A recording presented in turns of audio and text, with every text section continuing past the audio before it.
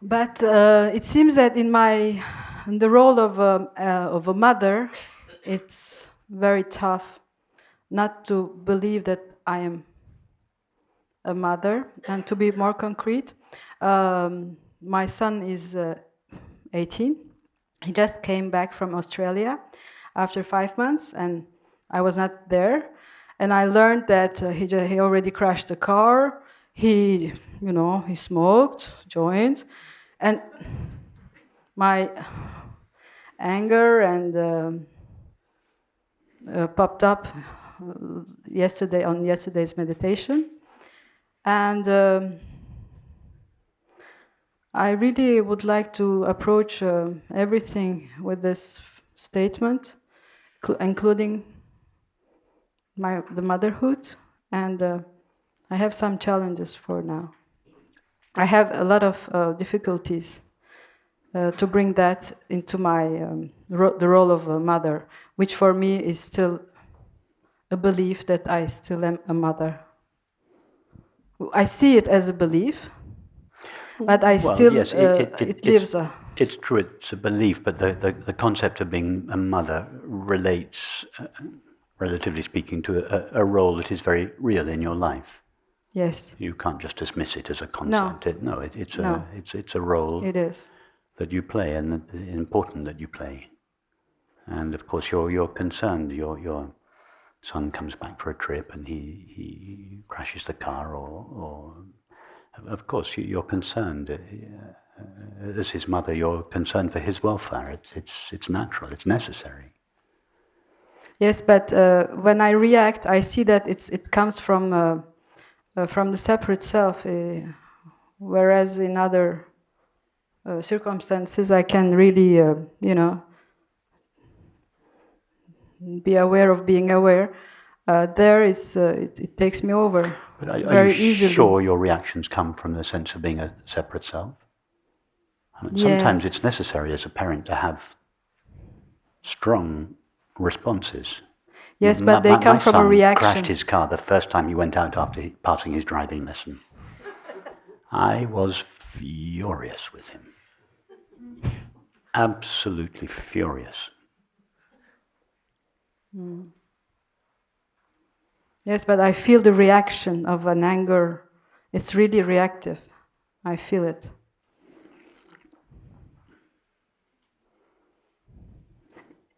Even though the best way to be, the best reaction would be being furious.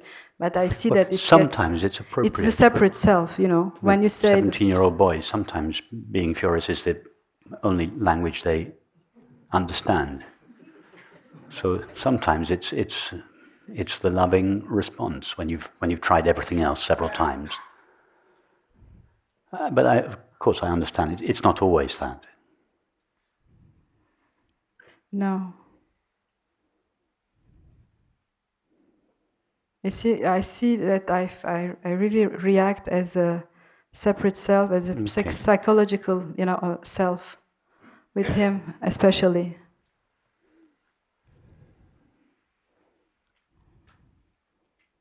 Yes. The remains of the they pop up with him a lot, especially with my relation with him.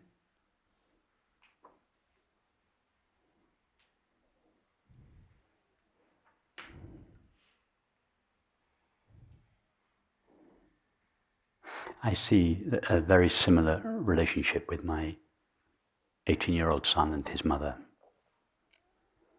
They're very, very close. But it's a relationship, they love each other dearly, but it's a relationship that's full of tension. Yes, because he lies to me and I know, and I cannot pretend, I do pretend that I don't know, because at the end of the day, otherwise we would always argue. But I feel everything, and it makes me crazy. Yeah. But it's difficult as a mother of an 18-year-old boy sometimes to step back. It is. And it's difficult because an 18-year-old boy is half a child, half a man. And the mother is used to looking after the child, but it's not her job to look after the man. So it's a very difficult time for a mother. I witnessed that with Matthew and his mother. She finds it very, very difficult to back off, to take a step back. Is there anything I can,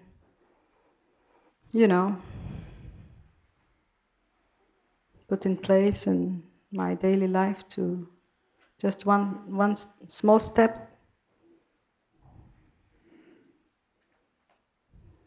Because I have tried various things, and doesn't seem to make me feel all right. I know that tension is there, but I could be okay with the tension, and I'm not. Does he live with you? Yes, mostly, but not all the time. Partly, half.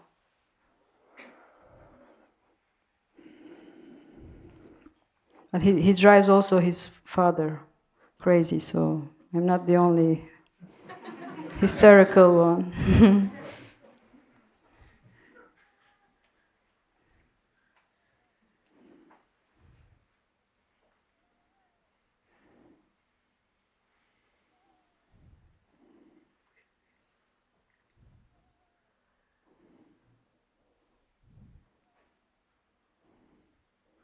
Well, it's important that your son doesn't feel he has emotional power over you.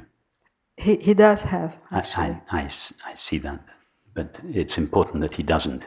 That So that he doesn't have that power, and two, that he doesn't feel he has that power. Because if he feels that he has that power, he'll sense that weakness in you, Right. and he'll manipulate you. And actually, although it puts him in a feeling of being in control, he's able to control you and manipulate you. Absolutely. And he thinks that's what he wants because he gets his own way, but actually it's not what he wants.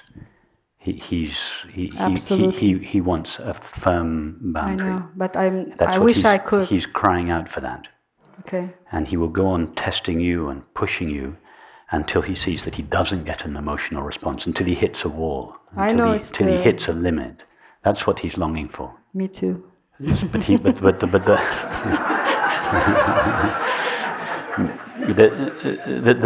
the no in you must come from your strength, not from your reactivity. Absolutely.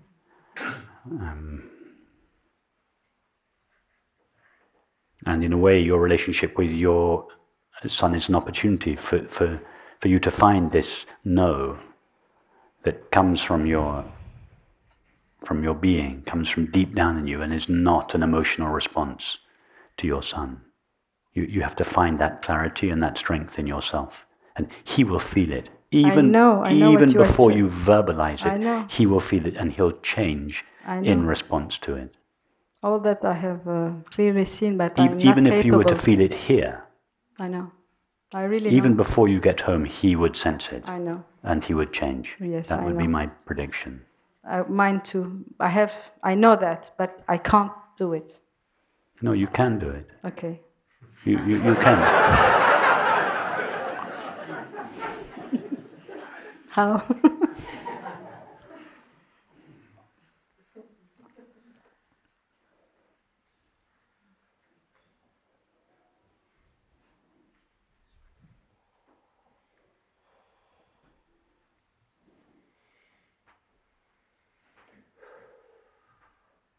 See, it's important that we don't let our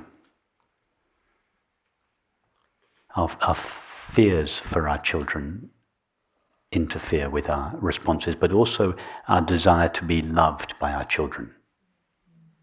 That's one way children manipulate their parents. The parent so wants to be loved by the child, and the child unconsciously uses that to manipulate the parent to get what it wants. So you have to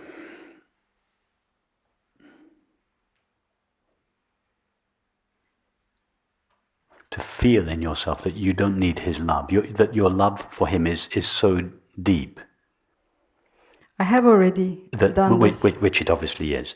That it's not dependent on whether, and his love for you, I'm sure, is equally deep, but on the surface,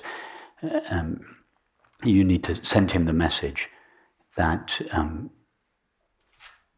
your relationship is not dependent on whether he loves you or not, or whether he behaves in a loving way towards you. Otherwise, if he senses that weakness, he will manipulate you, or he is manipulating you. It seems to me that I have gone through that process too, but it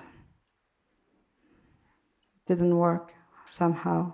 Maybe not enough, I don't know. Well, there's some hook There's some he hook. has. There's some emotional hook, Yeah. and he's playing on it. And So I have to find the hook, you mean? No, you don't have to find the hook. You have to find the strength in yourself to respond to him from this place of clarity and impersonal love, irrespective of what it means for your relationship on the surface. Okay. If he hates you for it, too bad. Okay. One day he'll turn around and thank you for it.